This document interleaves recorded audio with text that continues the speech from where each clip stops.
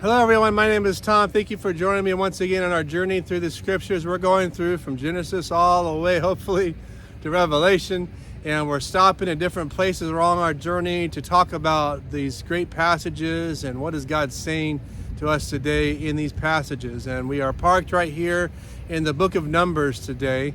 Just finished Leviticus, and now today we're talking about 12 spies and the report that they give back to Israelites as they go and spy out the land in Canaan. And we're going to take this week and also the next episode to talk about that report that they give. And before we get to that, I want to say, would you please consider praying for Rhoda and I as we go to an outreach this next week, in the first week of July, in Ohio. We went last year to this. It's a music festival with the Juggalo people there, and it's a time where we can go and share the gospel with many people. Last year we were able to share the gospel with over 300 people. The whole team was. We're going with Joe and Carrie Hamblin. They've been doing this for over 10 years, so we bless them and thank them for their ministry. And we know it's a fruitful ministry, helping many people as they're at these festivals. And so thank you for the prayers for us and the team and for all the people that were ministered to there. So we're going to jump into the word here today. This is a great passage that we're looking at today. And just to give you a background on it, the Israelites are camping here at the foot of Mount Sinai. They've been there for about a year, waiting to enter over into the land. And of course, all along the way, they've been complaining about many things in this journey. And at this point, God says it's time for them to go and take this land. Now, why are they doing this? Well, God has a special place for them. And we'll find more as we go through the journey why this place was so special. I will tell you a little bit ahead of time that the Deuteronomy tells us there's so many things that are in this area that God would use for them and for many years to come, for technology and all kinds of things, the way that God put the minerals and the land and all kinds of things. He had this land set apart for his people. Now, the people that occupied this land were Canaanites. They were very evil people. They sacrificed children. They were ruthless, bloodthirsty people. And God was using the Israelites to execute judgment on these people and to dwell in their land. Now, the story begins here in Numbers 13, 1 through 3. It says, "And the Lord spoke to Moses, saying, Send men to spy out the land of Canaan, which I'm giving to the children of Israel.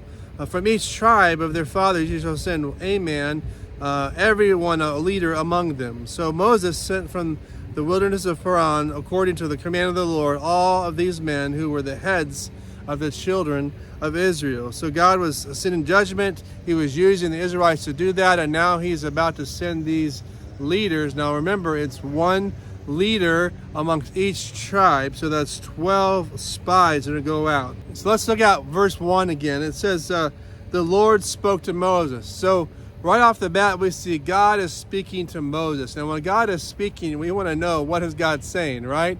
And I just want to say on a side note that I believe that God spoke in the Old Testament.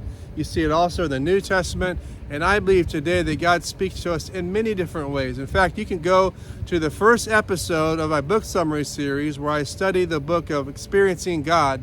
And it is a really good book about the many ways that God speaks to us. I would also like to say, as we're hearing from the Lord and really weighing out those things that we sense that we're hearing from God, we need to search the scriptures and make sure the things that we're hearing, the thoughts that we have about all those things are also from the principles of Scripture, right? God will never tell us something different that is contrary to what Scripture teaches. So very important to know that. And here in this case, God is telling them, hey, I've given you this land. It's already a done deal. That's already established. God has also already assured Moses, this land is yours, but here's what you must do to achieve that.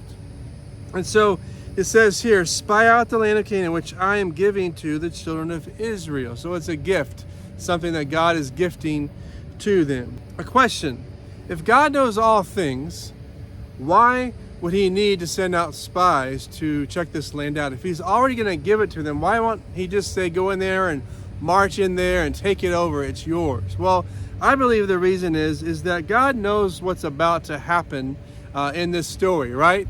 He is creating this story. He knows what's about to happen. And just like he knows what's about to happen in your life today. And so God will often give us an insight into what's about to happen. Now, why would God do that? Because I think if God were to show us all the things that are about to come in our life, we would probably run away and say, there's no way that can happen. There's no way I could do this, or no way that's going to happen. And our fear and unbelief can get in the way from achieving what God wants to achieve. So little bit by little bit, God often will show us little clues, give us a little bit of revelation to put one foot in front of the other. In fact, Psalms 119, 105 says, your word is a lamp to my feet and a light to my path. That's the very thing I'm talking about. It's not like God says, your word lights the whole field around us and shows us everything we're supposed to do. No, it's a lamp to our feet. It's like holding a lantern right in front of us. If you ever been somewhere dark at night or something like that, and you can't see far ahead of it, but you have a little flashlight or a little lantern, you can't see far enough ahead, but you can see far enough to put one foot in front of the other. And that's how often it is in life. And I have seen that so much in my life. I just sense that God gives us a word, or gives me a word, and then I see that come out a little bit by little bit. That story unfolds as I put my faith and trust in Him and the word that He's given us. And you see, God will say, go to this person, or God will tell someone in Scripture, this is about to happen, but not all the details. And when they get to that part, He'll have another word for them. And we don't see often how long this takes, but sometimes these things can take a long time. And in fact, when it came to people like Joseph or King David, there'd be many years God would speak to them and give them a word about something, and sometimes 10, 15, 20 years later, that action would happen, but it wasn't an immediate thing. And so again, just stay close to the Lord, stay close to the Word of God, knowing that the principles of Scripture guide us and help us, and let the Spirit of God lead you as you lean into Him. Here it is. These 12 guys are headed out for this journey, and they're on this 40-day journey to go and seek out what is it like in the land of Canaan? What are the people like? What is the land like? And bring us back to that story. So here we see in Numbers chapter 13, verse 30 through chapter 14 through 4, we see the report that the 12 people bring back. It says, then Caleb quieted the people before Moses and said, let us go at once and take possession. We were all able to overcome it. See, Caleb is a man of confidence. He believes in that word that God gave to Moses, his leader. It says, but, there's always a but, right? The men who had gone up with him said, we are not able to go up against these people, for they are stronger than we.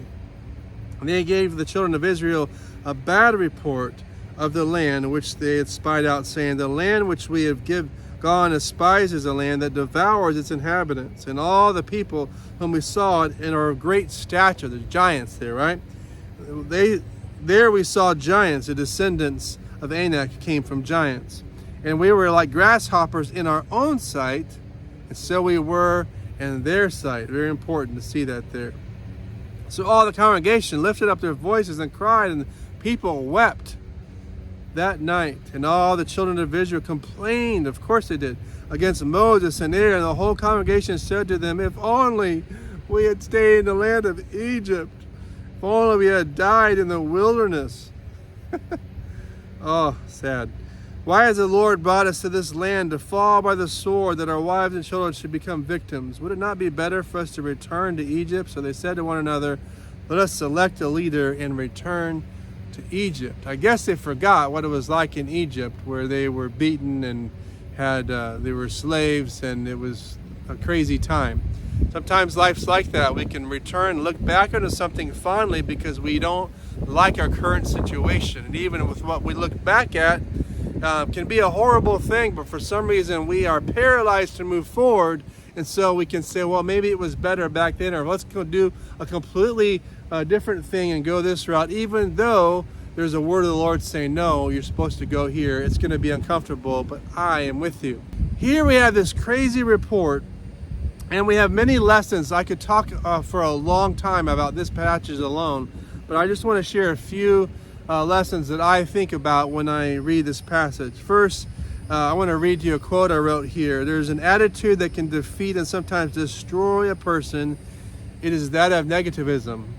And so when we're negative about many things, it can destroy us and influence other people in such a bad way.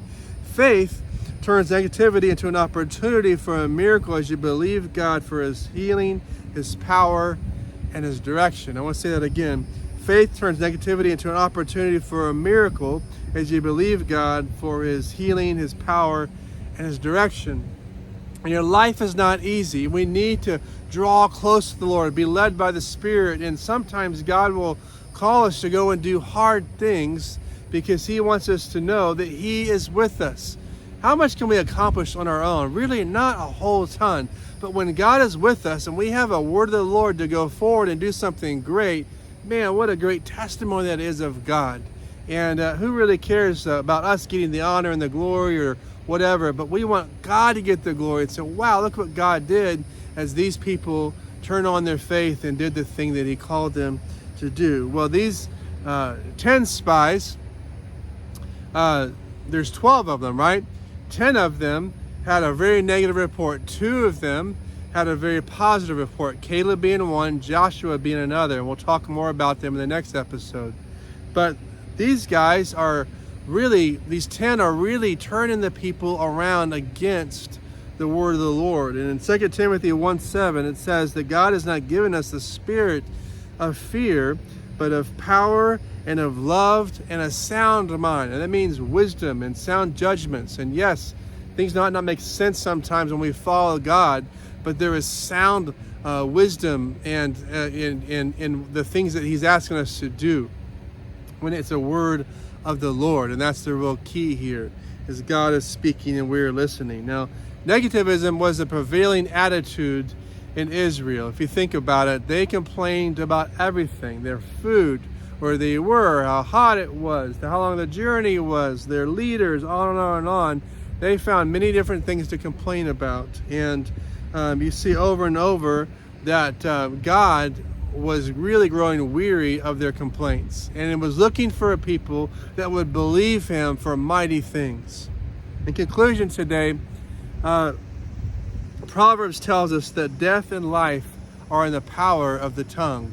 Well, what a great statement. Death and life are in the power of the tongue. Notice that this cavalry report influenced the crowd to turn on its leaders. And so we got to be really careful about the things that we say as well. These 10 spies that had the bad report really were very negative, and it turned other people against their leaders. Well, I've seen that many times in my ministry and time where we can look at something with such negativity, people or situations, all kinds of things, and to where we just become a real negative person or a negative group. And we've got to be able to see through that. Now, there are negative things that happen to us in life, for sure. We have to be able to see through that and say, God, help us through these negative things that we're going through, and give us wisdom as we go forward, and help us to have caution and to do the things that we need to do that you're calling us to do. But to have this attitude of negativity often in our lives is like a cancer, and it's something that really turns people away from us and turns everyone away from God as they follow that negative word. What I want to tell you here is in verse 33, something very important. It says, we were like grasshoppers in our own sight, and so we were in their sight. Wow, that's crazy, right? And so they felt like they were, minuscule, like there's no way they could win. They felt defeated before they even stepped foot on a battlefield. They felt like they were, God didn't even remember them. But that wasn't true at all. God already told them he would give them the land. But why they went by what they could see, and they said there's no way it could happen. And they abandoned the word of the Lord. Well, that can happen so much in our lives as well. We can see ourselves so small. We can see ourselves in a way where I can never accomplish this, or I can never do this, or this will never happen, or this situation will never change. And as we continue to believe in that and feed those lies into that, we'll probably see that is indeed what will happen. But when we believe God for great things, and we do everything that we can to make things right with God and people, and to live a righteous life, and continue to pray and fast for great things to happen, I'm telling you, we will see the great things of God. But we don't do it if we don't try and we don't have the right heart about it. They felt like grasshoppers because that's how they saw themselves, small, insignificant, and they weren't seeing how God can use them when God is on their side. Now, there's many stories in the Bible. I'm thinking of David and Goliath right now, which we'll get to soon, which talk so much about how God can help those, even though they seem insignificant or small compared to what their opponents are or what they're up against, and yet God fights for them over and over and over. God chose weak people. God chose small people or small teams or small clans or small tribes, all these things to accomplish great things, because God wants us to know when we put our faith and trust in Him, great things can happen. Fear will keep you and I out of our promised land too, and our influence can hold others back as well. Remember that. God did not give you that spirit of fear, but of power and love and a sound mind. Go out there and go against those things that God's called you to go against. We're not talking about people.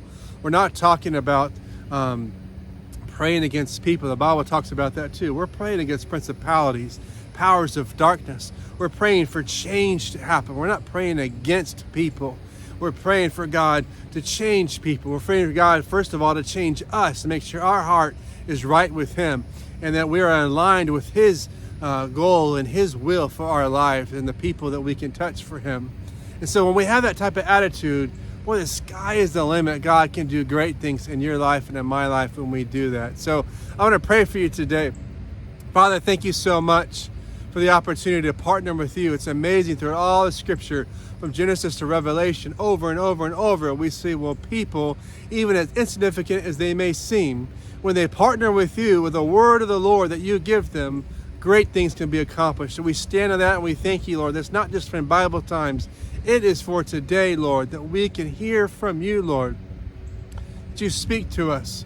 And Lord God, through your word and through all these different circumstances where we can come in life, God, even in off times when we're just doing nothing, a word of the Lord can come to us, God. And we thank you, God, that you will speak to us and you help us to hear you very clearly about what we are to do and how we are to behave. Father, we thank you, God. And I pray for anyone that's so far off from you, God, that is not walking with you today or needs to hear you more clearly. I just pray you help them, God. Lord, we thank you for repentance that helps us to hear you, God, closer and closer. Lord, as we draw near to you, God, as we repent and of our sins and walk near you, God, we thank you, God, that you'll speak to us and use us today. In Jesus' name, amen. And thanks again for watching today. I hope this was a blessing to you. Stay tuned for next week as we bring to you more about our outreach in Ohio. And then after that, we'll get back to this next episode where we talk about the importance of a good word and how a good word will change the atmosphere, the word from Joshua and Caleb. Have a great day and God bless you. Bye-bye.